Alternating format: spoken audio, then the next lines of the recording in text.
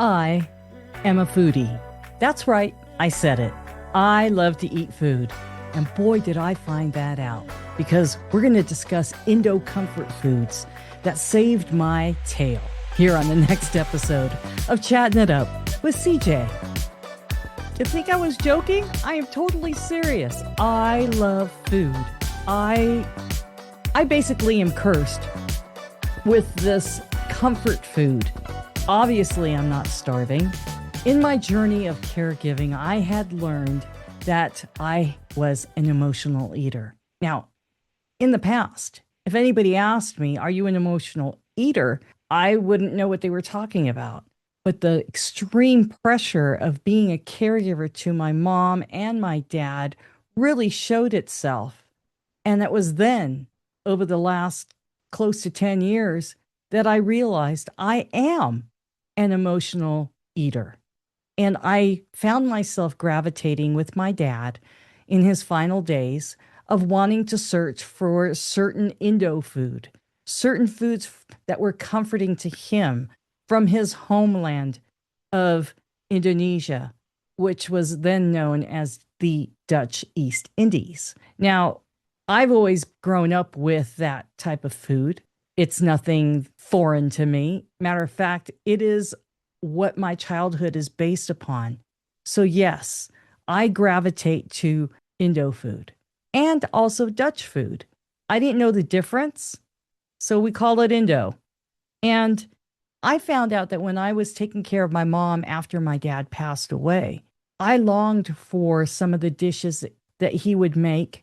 I longed for the food that we would share and that we would express towards each other. You know, the food in the Indo culture is really an act of love.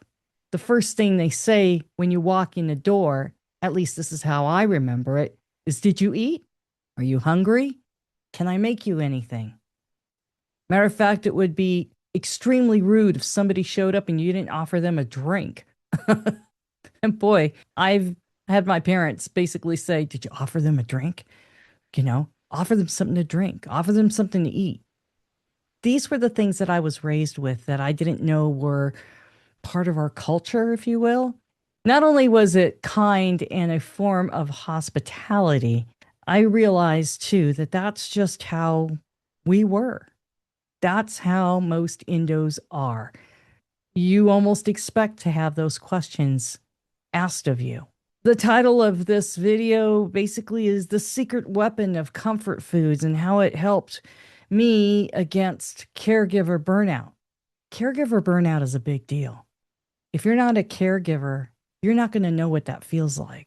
But it's an intense longing for relief, whether you take respite time off so that you can be refreshed to attend to your caregiving duties.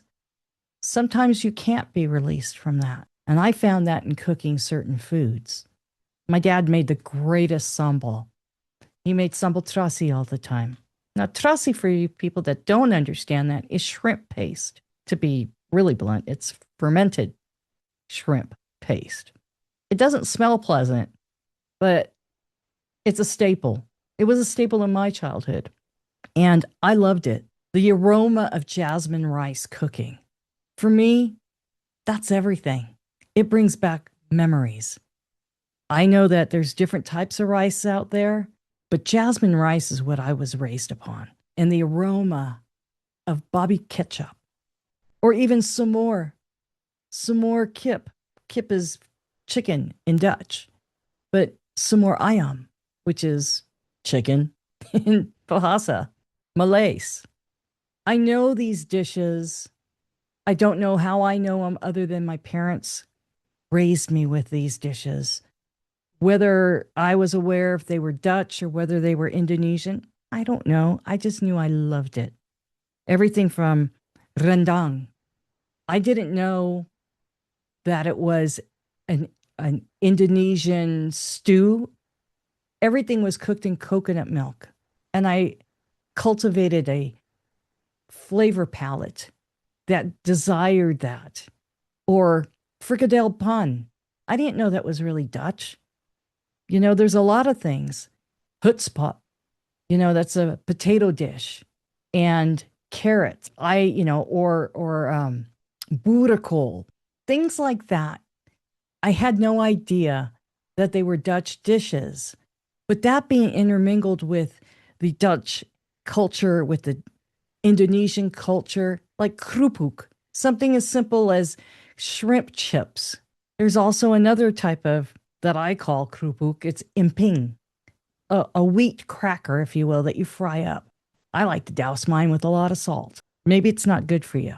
I don't care. It tastes good.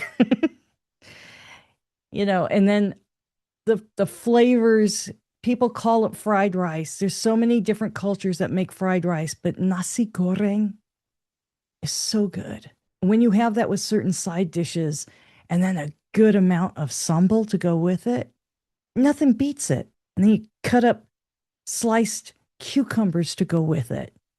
Things like that make my mouth water. Things like that are what got me through the hard times. Just cooking and having the aroma of and the fragrance of what I was cooking wafting in the air? That's a big word. I don't even know how to spell it. But I'm saying to be able to have that aroma in the air and have it come to my mom's bedroom, who was bedridden, that would bring back memories for her. It brought back memories of when my mom was the cook. It brought back memories when my dad was the cook and how I used to sit there at the bar and watch them cook and think, what is that? All I know is it's going to end up in my belly soon. My big thing, and I'm like this today, I love it when the flavors of our culture party in my mouth. I remember Dad making his sambal ulek. I just learned it, that I've only known it as an ulukan, right? You make the sambal, you grind it in a stone. And I found out that the stone in is it pistel? Everybody in every culture pretty much uses it. The Mexicans use it to grind certain things. I learned that there were different types of ulukan. There were some that were deep to crush certain things like a candle nut. And then there were flatter ones. And my dad used the flatter one to make the sambal.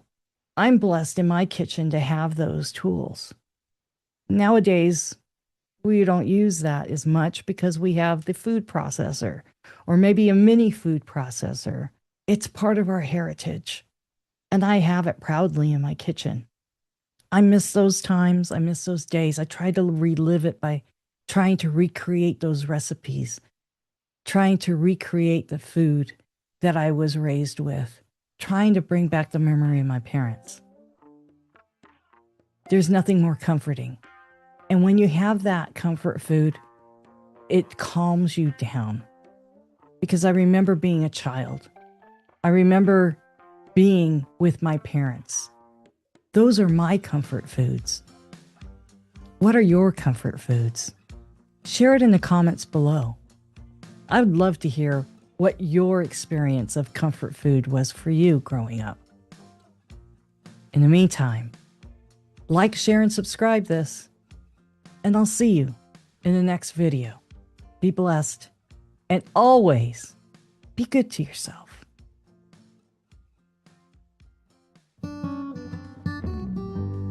Hey, thanks for watching. And please remember to hit the subscribe button. We are trying to grow our channel and reach 1,000 subscribers. Now, for every new subscriber, these two nutheads right here, they're going to get a treat. So we will all be happy. Thanks for watching.